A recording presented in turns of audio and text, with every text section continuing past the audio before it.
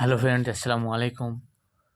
একটা কথা মনে রাখবেন, কঠোর পরিশ্রম করার পরেও যদি সফলতা না পান, তবে আপনার রাস্তা বদলান, লক্ষ্য নয়।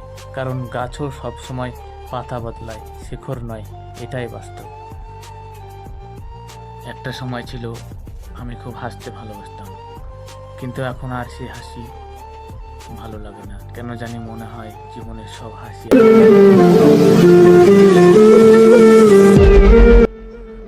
আমি ধৈর্য ধরা শিখলাম, নিজেকে মানিয়ে নেওয়া শিখলাম, সান্ত্বনা দেওয়াও শিখলাম।